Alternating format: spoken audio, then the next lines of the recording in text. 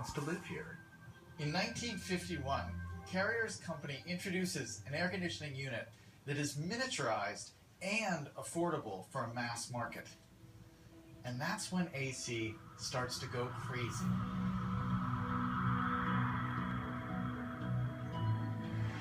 Between the 1950s and the 1980s, AC becomes ubiquitous in people's homes and cars across America. And just see what this does to where people are living. Tucson, Arizona grows 400% in 10 years. Phoenix, 300%. Tampa, Dallas, Houston, and Atlanta.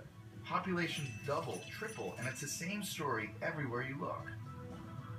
By 1916, 30,000 people will live in Broomfield Heights, making it the 5th largest city. Carrier's invention is circulating people as well as air. Changing lives, changing America. But then something even more interesting happens. You see, people moving to the hot states are older and tend to vote Republican. And the growing population in the conservative South means more electoral college votes there. So check out what happens to the political map of America.